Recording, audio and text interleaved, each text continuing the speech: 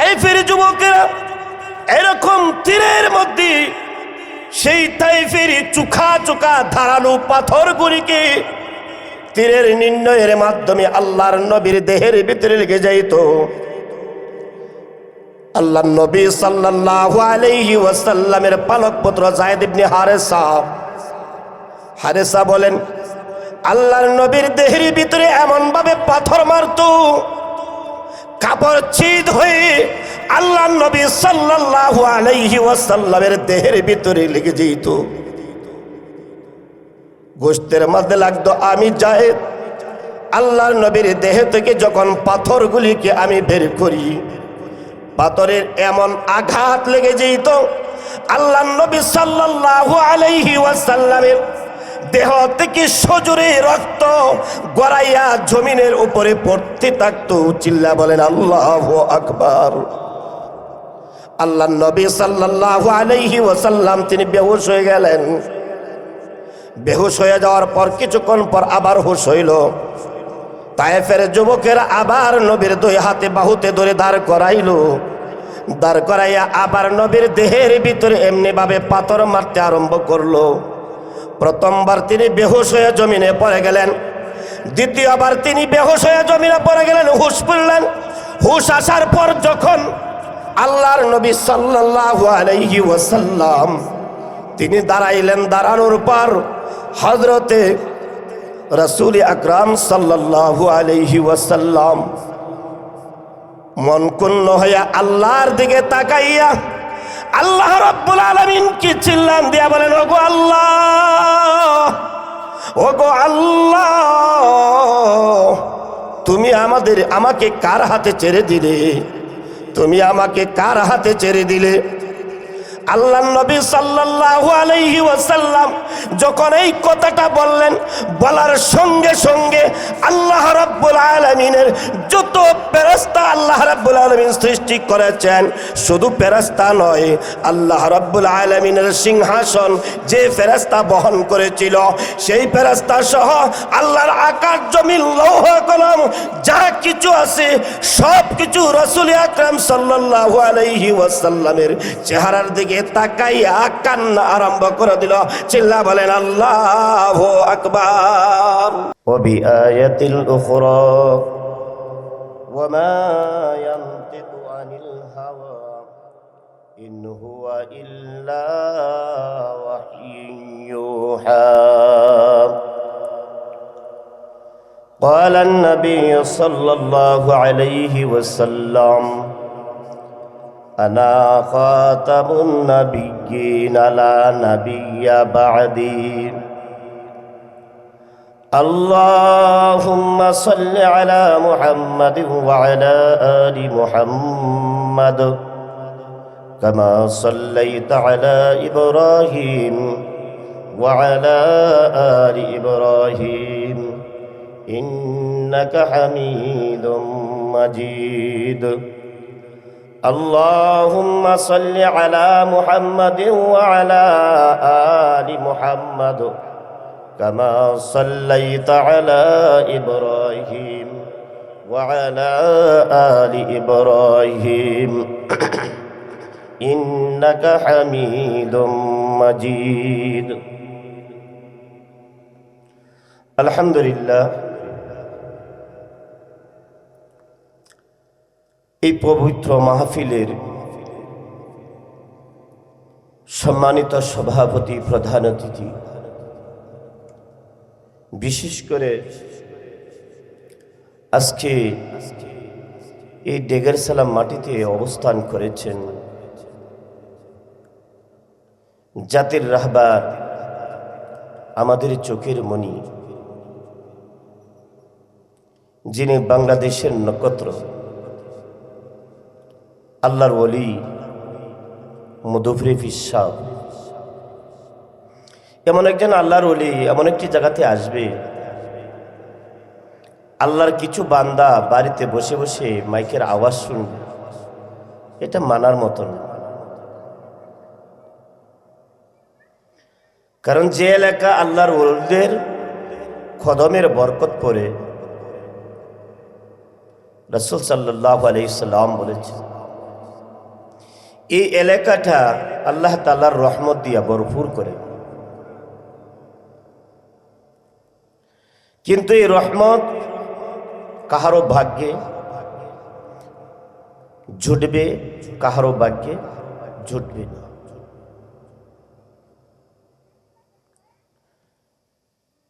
আর উপস্থিত আছেন মঞ্চ ভবিষ্ঠ উলামা ইকরাম, সম্মুখে আমার অবস্থানত মুরব্বিয়া নিজাম। মাইকের আওয়াজ যদ্দূর পর্যন্ত যাচ্ছে পর্দানিসীন মা বোনেরা, রব্বি কারিমের পবিত্র কালামের দুই জায়গা থেকে দুইটা ছোট্ট আয়াতের টুকরা, রাসূল আকরাম সাল্লাল্লাহু আলাইহি ওয়াসাল্লামের অসংখ্য হাদিস থেকে ছোট্ট একটি হাদিসের অংশ আপনাদের সম্মুখে পেশ করেছি। এই দুইটা আয়াত রাসূলের এই হাদিসকে সম্মুখে রেখে আল্লাহ তাআলার পক্ষ থেকে যে কয়টি কথা আমার জবান দিয়ে সহি সহি আসে, আমি চেষ্টা করব আল্লাহ তাআলা যেন আল্লাহর বান্দাদেরকে এমন কিছু কথা শোনাইতে যা আল্লাহ তাআলার পক্ষ থেকে মঞ্জুর হয়, জাতির জন্য উপকার আসে এবং আমার হেদায়েতের কারণ। আল্লাহ যেন আমাকে তৌফিক দান করেন, সেজন্য সকলে বলি আলহামদুলিল্লাহ। আমার তেলাওয়াতকৃত আয়াতের প্রাসঙ্গিক দুইটা কথা না বললেই না হয়। তার মধ্যে একটি কথা হলো, আল্লাহ তাবারক ওয়া তাআলা পৃথিবীতে এমন কিছু মানুষ সৃষ্টি করেছেন যাদের জন্য কোনো একটা এলাকা কাঁদে, কখনো কখনো এলাকা কাঁদে, কখনো কখনো একটা জেলা কাঁদে, কখনো কখনো একটা রাষ্ট্র কাঁদে। আল্লাহ এমন মানুষ পৃথিবীতে আল্লাহ তাআলা সৃষ্টি করেছেন। একটা মানুষের জন্য একটা এলাকা কাঁদে, একটা দেশ কাঁদে।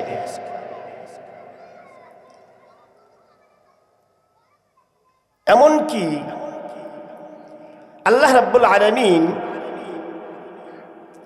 যে আকাশ এবং জমিন, তার মাঝখানে যা কিছু আল্লাহ তাআলা সৃষ্টি করেছেন, জমিন কাঁদে, সাগর উপসাগর, পাহাড় পাথর, গাছপালা, এমনকি সমুদ্রের মাছ, গর্তের পিপিলিকা তার জন্য কাঁদে। আর শুধু আকাশের ফেরেশতা, জমিনের ফেরেশতা, এমনকি আল্লাহর আরশ বহনকারী যে ফেরেশতা আছে, সমস্ত ফেরেশতারা আল্লাহ সৃষ্টি করার পর থেকে নিয়ে এই পর্যন্ত দুইবার কেঁদেছেন। আল্লাহ সৃষ্টি করার পর থেকে নিয়ে আল্লাহ যতগুলি ফেরেশতা সৃষ্টি করেছেন তারা দুইবার কেঁদেছেন। আর কখনো কখনো একজনের জন্য শুধু জমিন কাঁদে, কখনো কখনো মানুষ কাঁদে, কখনো কখনো পাহাড়ের পাদদেশ সেগুলি কাঁদে। কেন কাঁদে, তার কারণ কি, এটা বুঝতে যাইয়া আরেকটা কথা বুঝতে হবে আপনাদের। পৃথিবীতে আল্লাহ তাআলা যত মানুষ সৃষ্টি করেছেন এবং যত নবী এবং রাসূল সৃষ্টি করেছেন, কোন নবী রাসূলের এমন কোনো বিষয় নাই যে তার প্রতিটা কথা, প্রতিটা কর্ম, প্রতিটা পদক্ষেপ, প্রতিটা বিষয় আল্লাহ তাআলা সংরক্ষণ করেছেন। ইল্লা ওয়া মা আরসালনাকা ইল্লা রাহমাতাল লিল আলামিন, যিনাকে ইহকালীন পরকালীন রহমত হিসেবে প্রেরণ করেছেন আখরি নবী মুহাম্মদুর রাসূলুল্লাহ সাল্লাল্লাহু আলাইহি ওয়াসাল্লাম। তিনার প্রত্যেকটি কথা, তিনার প্রত্যেকটি কদম, তিনার প্রত্যেকটি পদক্ষেপ আল্লাহ তাআলা তিনি হিফাজত করেছেন। সেই হিফাজতটা কতদিন পর্যন্ত, দুনিয়া যতদিন আছে ততদিন পর্যন্ত হেফাজত। কিন্তু আল্লাহ রাব্বুল আলামিন হযরতে বাবা আদমকে সৃষ্টি করেছেন কেহ যদি জিজ্ঞাসা করে বাবা আদম আলাইহিসসালাম নামাজ কিভাবে পড়তেন, কোনো ইতিহাস আজও পর্যন্ত নাই বাবা আদম আলাইহিসসালাম কিভাবে নামাজ পড়েছেন, মুসা আলাইহিসসালাম কিভাবে নামাজ পড়েছেন, কিভাবে রোজা রেখেছেন, কিভাবে হজ করেছেন, কিভাবে দাওয়াতের কাজ করেছেন। আর আমাদের নবী আলাইহিসসালাম তিনি কখন কোন কাজটা করেছেন, প্রত্যেকটা কাজ তিনি এমনভাবে হেফাজত করেছেন যেমনভাবে আল্লাহ রাব্বুল আলামিন তার পবিত্র গ্রন্থকে তিনি হেফাজত করেছেন। আল্লাহ কোরআনের অন্যত্র বলেন, ইন্না নাহনু নাযালনা যিকরা ওয়া ইন্না লাহু লাহাফিজুন। আমি রব্বুল আলামিন কোরআনকে অবতীর্ণ করেছি, এই কোরআনকে হেফাজতের জিম্মাদারি আমি রব্বুল আলামিনের হাতে। কোরআনের কোনো একটি হরফ অরক্ষিত এমন নয়, কোরআনের প্রত্যেকটি হরফ আল্লাহ তাআলা কিয়ামত পর্যন্ত হেফাজত করবেন। তেমনি ভাবে আল্লাহ নবী সাল্লাল্লাহু আলাইহি ওয়াসাল্লাম তিনি যে কয়টা কথা বলেছেন, তিনি যতগুলি হাদিস বলেছেন, তিনি যে কয়টা উপদেশ দিয়েছেন, এমনকি আল্লাহর নবী সাল্লাল্লাহু আলাইহি ওয়াসাল্লাম রাস্তা দিয়ে কিভাবে হাঁটতেন, এমনকি আল্লাহর নবী সাল্লাল্লাহু আলাইহি ওয়াসাল্লাম জুতা স্যান্ডেল কোন পাটা আগে দিতেন, প্রত্যেকটা বিষয়কে আল্লাহ রাব্বুল আলামিন সুরক্ষিতভাবে আল্লাহ তাআলা হেফাজত করেছেন। কেন করেছেন? ওয়া মা ইয়ানতিকু আনিল হাওয়া ওয়া মা ইয়ানতিকু আনিল হাওয়া ইন হুয়া ইল্লা ওয়াহয়ুন ইউহা। আল্লাহ রাব্বুল আলামিন কেন হেফাজত করেছেন, কারণটা কি? পৃথিবীতে একমাত্র নবী মুহাম্মদুর রাসূলুল্লাহ সাল্লাল্লাহু আলাইহি ওয়াসাল্লাম কোনো কিছুই তিনি বলতেন না যতক্ষণ না আল্লাহ রাব্বুল আলামিনের পক্ষ থেকে নির্দেশ না আসতো। কিভাবে আসতো? মুহাম্মদুর রাসূলুল্লাহ সাল্লাল্লাহু আলাইহি ওয়াসাল্লাম কোনো কথা বলতেন না যতক্ষণ না পর্যন্ত হযরতে জিবরাইল মুহাম্মদের সাথে কথা না বলতেন। আর জিবরাইল ততক্ষণ পর্যন্ত কোনো কথা বলতেন না যতক্ষণ না আল্লাহ রাব্বুল আলামিন জিবরাইলকে নির্দেশ না দিতেন। বলেন সুবহানাল্লাহ। তাহলে আল্লাহ রাব্বুল আলামিনের ডাইরেক্টলি কথা হলো কোরআন, আর আল্লাহ রাব্বুল আলামিন এই কোরআনকে বাস্তবায়ন করার জন্য কোরআনের প্রত্যেকটা হরফকে, প্রত্যেকটা হরফের হুকুমকে, প্রত্যেকটা আয়াতের বিধানকে, প্রত্যেকটা পদক্ষেপকে, আল্লাহর প্রত্যেকটা বাণীকে বাস্তবায়ন করার জন্য আল্লাহ রাব্বুল আলামিন হযরত মুহাম্মদুর রাসূলুল্লাহ সাল্লাল্লাহু আলাইহি ওয়াসাল্লামকে দুনিয়াতে প্রেরণ করেছেন। এই কথাটা যখন তিনি বাস্তবায়িত করতে আরম্ভ করলেন, মক্কা নগরীতে তিনি দাওয়াত দিতে আরম্ভ করলেন, লা ইলাহা ইল্লাল্লাহ। হে মক্কাবাসী, তোমরা বলো আল্লাহ ছাড়া কোনো ইলাহ নাই, আল্লাহ ছাড়া কোনো মালিক নাই, আল্লাহ ছাড়া কোনো উদ্দেশ্য নাই, আল্লাহ ছাড়া তোমার কোনো স্রষ্টা নাই, আল্লাহ ছাড়া তোমার কোনো বিকল্প আর কেউ নাই। এই কথাটা যখন মক্কা নগরীতে আল্লাহ নবী সাল্লাল্লাহু আলাইহি ওয়াসাল্লাম তিনি দাওয়াত দিতে আরম্ভ করলেন, মক্কাবাসীরা আল্লাহর নবীকে সহ্য করতে পারে না।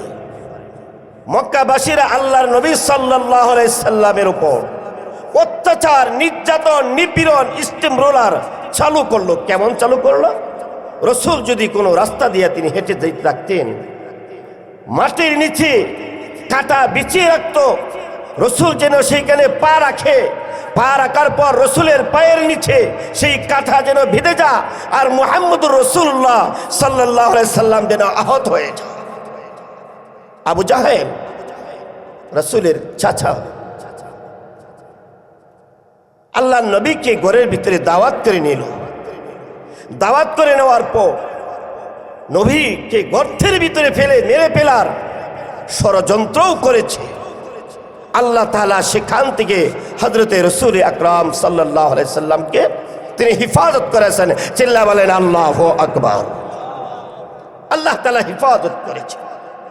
মক্কা নগরীর কষ্ট নির্যাতন আর আল্লাহর নবী সহ্য করতে পারলেন না।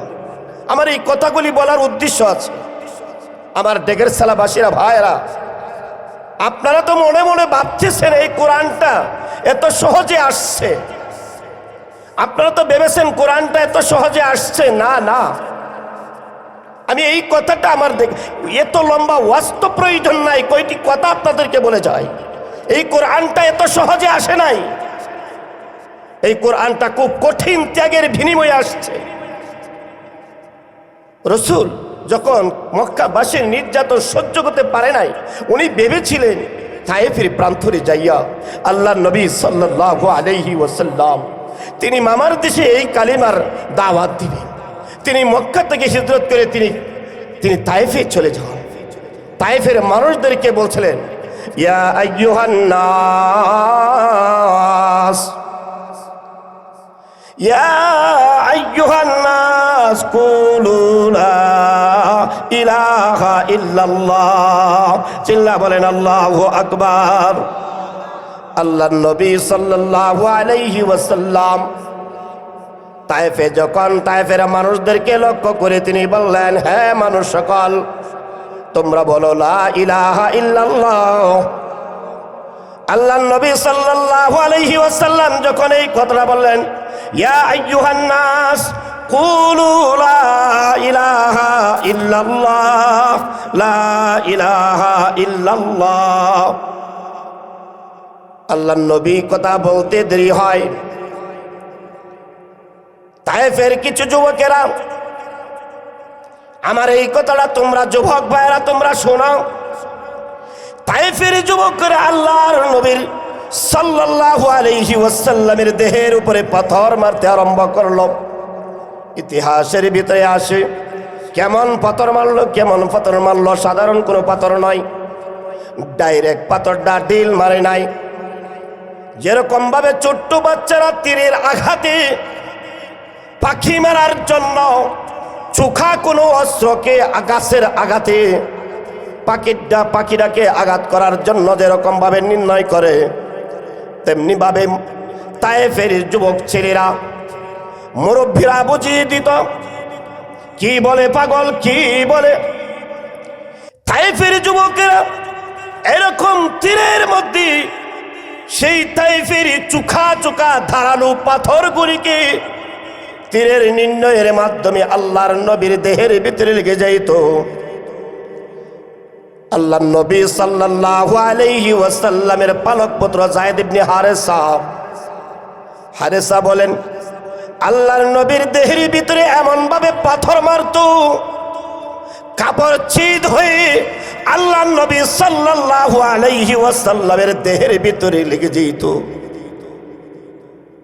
গোশতের মধ্যে লাগতো। আমি যায়েদ আল্লাহর নবীর দেহ থেকে যখন পাথরগুলিকে আমি বের করি, পাথরের এমন আঘাত লেগে যেত আল্লাহর নবী সাল্লাল্লাহু আলাইহি ওয়াসাল্লামের দেহ থেকে সজোরে রক্ত গড়াইয়া জমিনের উপরে পড়তে থাকতো। চিল্লা বলেন আল্লাহু আকবার। আল্লাহর নবী সাল্লাল্লাহু আলাইহি ওয়াসাল্লাম তিনি বেহুশ হয়ে গেলেন। বেহুশ হয়ে যাওয়ার পর কিছুক্ষণ পর আবার হুশ হইল। তায়েফের যুবকেরা আবার নবীর দুই হাতে বাহুতে ধরে দাঁড় করাইল। দাঁড় করাইয়া আবার নবীর দেহের ভিতরে এমনি ভাবে পাথর মারতে আরম্ভ করলো। প্রথমবার তিনি বেহুশ হয়ে জমিনে পড়ে গেলেন, দ্বিতীয়বার তিনি বেহুশ হয়ে জমিনে পড়ে গেলেন, হুশ পড়লেন। হুশ আসার পর যখন আল্লাহর নবী সাল্লাল্লাহু আলাইহি ওয়াসাল্লাম তিনি দাঁড়াইলেন, দাঁড়ানোর পর হযরতে রাসূল আকরাম সাল্লাল্লাহু আলাইহি ওয়াসাল্লাম মন কুন্ন হইয়া আল্লাহর দিকে তাকাইয়া আল্লাহ রাব্বুল আলামিন কি চিল্লান দিয়া বলেন, ওগো আল্লাহ, ওগো আল্লাহ, তুমি আমাকে কার হাতে ছেড়ে দিলে? তুমি আমাকে কার হাতে ছেড়ে দিলে?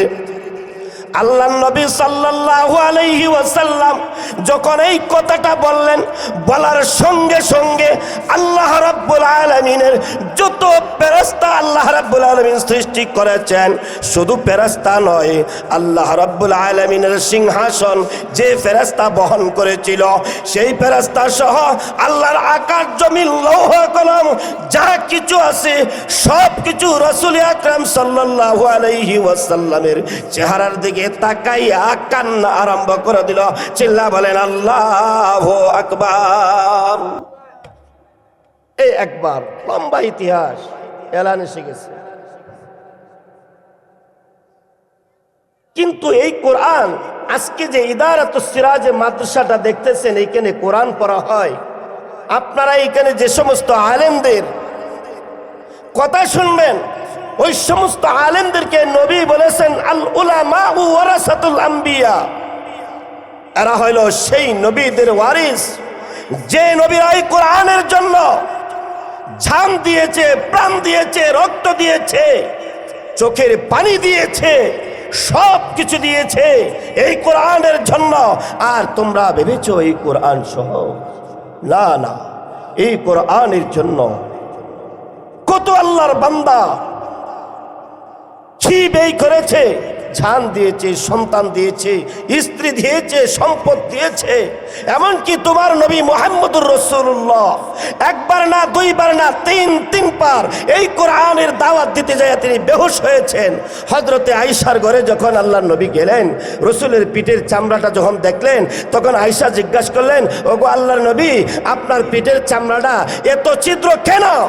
তখন হযরতে রাসূল বলেন, আয়েশা রে, আমার সেই দিনের কথা স্মরণ করাইও না, যেদিন তায়েফের বাসীরা, তায়েফের যুবকেরা আর তায়েফের সেই বৃদ্ধারা ছোট্ট ছোট্ট ছেলেদেরকে লইয়া দিয়েছিল, আর সেই তায়েফের চুকা চুকা পাথরগুলি আমার দেহের মধ্যে নিক্ষেপ করেছিল, আর সেই পাথরগুলি যায়েদ ইবনে হারেসা বের করেছিল।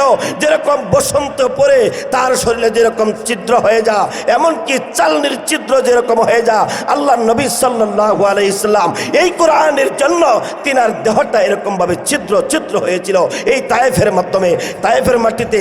এই কথাটা বলার কারণে ইয়া আইয়ুহান নাস কুলু লা ইলাহা ইল্লাল্লাহ, এটার বদৌলতে আল্লাহ রাব্বুল আলামিন বলেছেন, আমার কোরআনকে আমি যেমন ভাবে কিয়ামত পর্যন্ত আমি হিফাজত করেছি, রসুলের প্রত্যেকটি কথা, প্রত্যেকটা পদক্ষেপ, প্রত্যেকটা কর্ম, কি হবে কি হচ্ছে সব কিছু আমি রব্বুল আলামিন হিফাজত করেছি। বলেন সুবহানাল্লাহ।